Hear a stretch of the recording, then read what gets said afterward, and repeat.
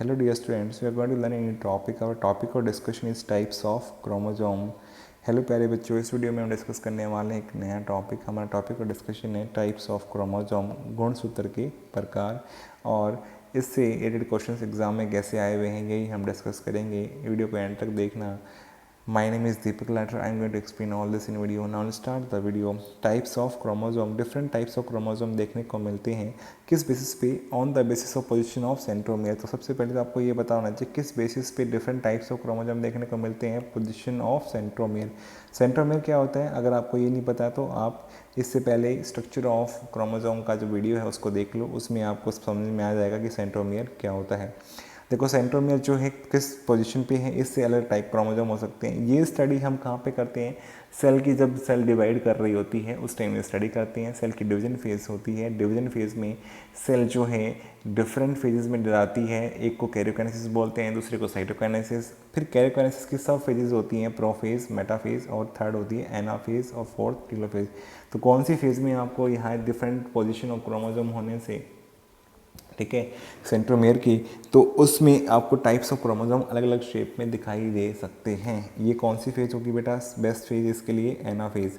या फिर ये क्वेश्चन आया हुआ कि शेप को स्टडी करने के लिए कौन सी फेज बेस्ट होती है? एनाफेज। तो ये सारी बातें एक ही जगह पे कंप्लीट होती हैं, that is anaphase.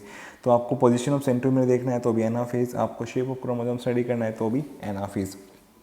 Now different types of chromosome 4 types के हो सकते हैं जो कि यहाँ डिस्कस करने वाले हैं। फर्स्ट मेटासेंट्रिक, सेकंड सब metacentric, third acrocentric, fourth telocentric.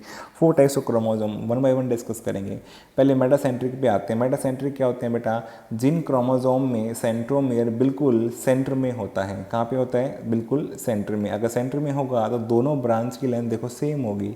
अगर ब्रांच की लेंथ सेम होगी तो क्या बोलेंगे? आइसोब्रेकियल। क्या बोलेंगे? आइसो मतलब सेम, ब्रेकियल मतलब जहाँ ब्रांच की लेंथ क्या है, आर्म की लेंथ क्या है, सेम है। दोनों की आर्म की लेंथ सेम हो जाएगी, बिल्कुल सेंटर की पोजीशन में होगा सेंट्रोमियर।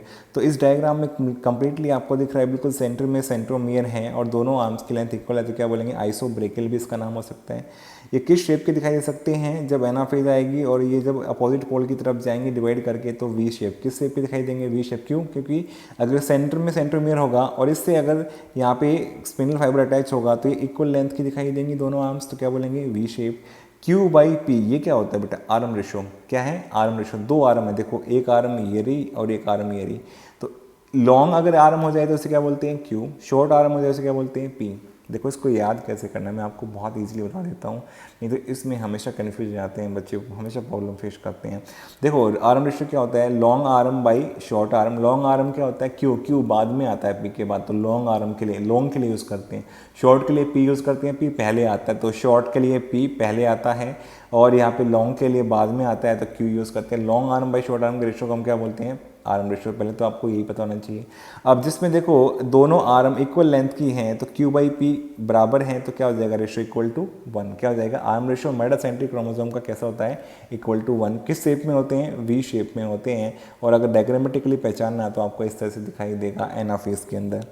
फिर इसके बाद सेकंड टाइप आ जाएगा सब मेटासेंट्रिक क्रोमोसोम, जहाँ पे क्या होगा? Centromere slightly away from centre, centre से थोड़ा सा दूर होगा, सेंटर से एक साइड होगा। अगर सेंटर से एक साइड होगा तो एक आर्म की लेंथ ज़्यादा हो जाएगी, एक आर्म की लेंथ कम हो जाएगी। और अगर ऐसा होगा और इन पे स्पिंडल फाइबर अटैच होंगे तो ये किस शेप में दिखाई देंगे आपको मूव करते हुए एनाफेज के अंदर? L shape. किस शेप में दिखाई देंगे? एल शेप की तरह। और Q/P क्या हो जाएगा? आर्म रेशियो क्या हो जाएगा? Q ज़्यादा हो गया है बड़ा और P कम हो गया है, तो ये क्या होगा? More than 1। कुछ भी वैल्यू हो सकती है मोर देन 1। ये 1.1 भी हो सकती है, 1.2 भी हो सकती है, 1.5 भी हो सकती है, 1.7 भी हो सकती है। तो जस्ट लाइक दैट, तो ये इससे ज़्यादा हो जाएगी वैल्यू, तो यहाँ पे Q/P आर्म रेशो बढ़ जाता है। अगर पोजीशन ऑफ सेंट्रोमियर बदल जाए और सेंटर से दूर चला जाए तो क्या होगा? आर्म रेशो बढ़ता है। क्या होगा? Arm ratio. तो सब मेटासेंट्रिक में क्या होता है? आर्म रेशो एक से ज़्यादा हो जाता है। शेप कैसे दिखाई देता है? एल शेप दिखाई देता है। डायग्रामेटिकली कुछ ऐसा दिखाई देगा और ये slightly away from centre position है सेंट्रोमियर की, तो क्या बोलेंगे? सब मेटासेंट्रिक क्रोमोसोम। हमारे 2 टाइप क्रोमोसोम होंगे बेटा। अगर ये फर्दर अवे चला जाए तो कौन सा बनेगा? Acrocentric chromosome. कैसा बनेगा? Acrocentric chromosome. Further away from centri, centre से और दूर चला गया है सेंट्रोमियर। अगर और दूर जाएगा तो एक आर्म की लेंथ ज़्यादा हो जाएगी, एक की बहुत कम हो जाएगी। अगर इसके साथ में स्पिनिल फाइबर अटैच होगा और ये एनाफेज में मूव करते अपोजिट पोल की तरफ जाता है तो बेटा इसमें क्या होगा, यहाँ पे इसकी एक आर्म की लेंथ ज़्यादा और एक की कम दिखाई देगी, तो ये जे शेप में दिखाई देगा। आपको कैसे दिखाई देगा, जे शेप की जैसा। तो यहाँ पे क्यू बाई पी और बढ़ जाएगा, क्योंकि क्यू की वैल्यू और बढ़ गई है, पी की कम हो गई है, तो ये और ज़्यादा जो है इसकी वैल्यू बढ़ जाएगी। तो क्यू बाई पी है आर्म रेशियो एक्रोसेंट्रिक का मेटासेंट्रिक से भी ज़्यादा है और सब मेटासेंट्रिक से भी ज़्यादा है। तो यहाँ पे क्यू बाई पी जो है सबसे ज़्यादा किसका होगा, एक्रोसेंट्रिक क्रोमोसोम, जहाँ पे जे शेप में आपको दिखाई देगा। तो इस तरह का डायग्राम होगा और ये फर्दर अवे चला गया है। सब मेटासेंट्रिक में जो सेंट्रोमियर की पोजीशन उससे भी दूर जो चला गया है, इसका मतलब एक आर्म बहुत लंबी और एक बहुत छोटी होगी, तो जे शेप में दिखाई देगा एक्रोसेंट्रिक क्रोमोसोम।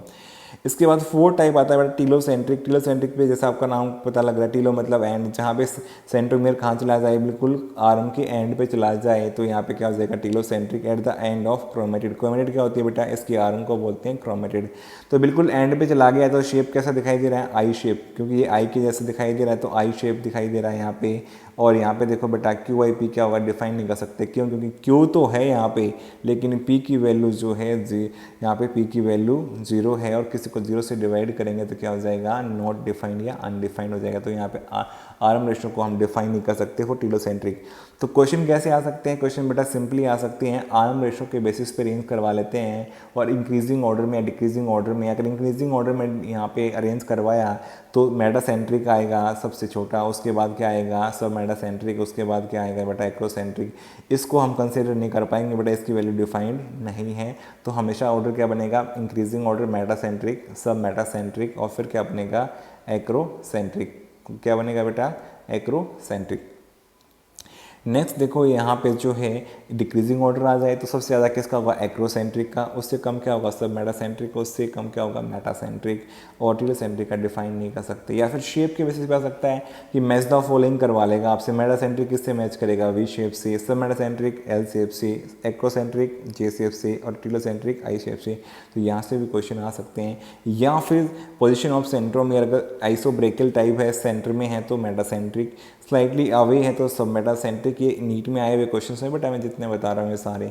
फर्दर अवे अगर है तो एक्रोसेंट्रिक, और अगर at the end of chromatid क्या बनेगा, टीलोसेंट्रिक। ये सारे मैच द फॉलोइंग टाइप या करेक्ट इनकरेक्ट मैच पूछा हुआ है, बहुत बार यही क्वेश्चन आए हुए हैं, बहुत आसान क्वेश्चन हैं।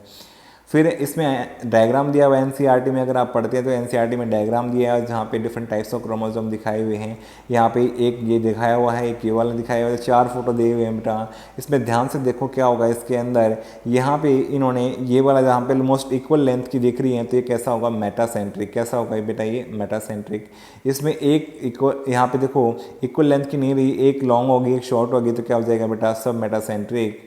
और ये भी देखो एक शॉर्ट होगी एक लॉन्ग होगी, तो कैसा हो जाएगा सब। तो ये यहाँ पे क्या करते हैं बेटा, ए बी सी डी लिख देते हैं, ए बी सी। एग्जामिनर आज के लिए क्वेश्चन पूछ रहा है, एग्जाम में आ सकता है, मुझे उम्मीद है कि ये क्वेश्चन जरूर आएगा अब जल्दी से ही एग्जाम में। और जहाँ पे आपसे क्या पूछेगा कि बताओ ए क्या है, बी क्या है, सी क्या है या डी क्या है, और बी और सी क्या होंगे बेटा, बी और सी दोनों क्या होंगे, सब मेटासेंट्रिक। ये कैसा होगा, मेटासेंट्रिक आइसोब्रेकल है। और ये क्या हो जाएगा, एक्रोसेंट्रिक। यहाँ पे टीलोसेंट्रिक नहीं दिखाया है बेटा। यहाँ पे देखो इसकी लेंथ बहुत ज़्यादा होगी, इसकी बहुत शॉर्ट, तो कैसा होगा, एक्रोसेंट्रिक। बिल्कुल एंड पे नहीं गया, एंड पे जाएगा तो टीलोसेंट्रिक होगा। तो बी और सी एक जैसे हैं बेटा, सब मेटासेंट्रिक। और ये ए क्या है, मेटासेंट्रिक, और यहाँ पे डी क्या है बेटा, एक्रोसेंट्रिक। अब यहाँ पे हल्का सा देखो जो लेबल है वो भी ध्यान दे लो। सेंटर में जो दिखाया है ये सेंट्रोमियर है, ये शॉर्ट आर्म दिखाया है लेबल करके, ये भी शॉर्ट आर्म लेबल किया है, सेंट्रोमियर है। ये लॉन्ग आर्म लेबल किया है, तो यहाँ पे इस तरह से लेबल, बस इस लेबल में थोड़ा सा यहाँ पे ये नीचे आना था बेटा, यहाँ से होना था ये सेटेलाइट, और यहाँ से ही होना था ये सेकेंडरी कॉन्स्ट्रक्शन जो है, सॉरी सेटेलाइट तो ऑलमोस्ट सही दिखाया है। देखो सेकेंडरी कॉन्स्ट्रक्शन यहाँ से होना था, तो सेकेंडरी कॉन्स्ट्रक्शन जहाँ कॉन्स्ट्रिक्ट हो रखा है, प्राइमरी कॉन्स्ट्रक्शन तो ये सेंट्रोमियर वाला है, सेकेंडरी कॉन्स्ट्रक्शन को थोड़ा सा नीचे करना था इसको, ये वाला थोड़ा सा लेवल जो है ऊपर चला गया है। तो एग्ज़ाम में आप ध्यान रखना कि सेकेंडरी कॉन्स्ट्रक्शन इस वाले रीजन को बोलते हैं, न कि इस वाले इसको सेटेलाइट बोलते हैं, ठीक है। और इसके एंड को बोलेंगे टीलोमियर्स। तो ये आपको ऑलरेडी स्ट्रक्चर ऑफ क्रोमोसोम में समझा दिया गया है, तो आप इस पर ध्यान दे लेना। आई होप आपको ये सारी बातें समझ में आ गई होंगी, टाइप्स ऑफ क्रोमोसोम के बारे में, कितने टाइप्स ऑफ क्रोमोसोम हैं, किस किस टाइप की शेप में मिलते हैं, उनकी आर्म रेशो की वैल्यू क्या होती है। अगर वीडियो आपको अच्छा लगा तो वीडियो को लाइक करो, कमेंट करो, चैनल पे नए हो चैनल को सब्सक्राइब करो, अपने फ्रेंड्स का शेयर करो। Thank you for watching the video.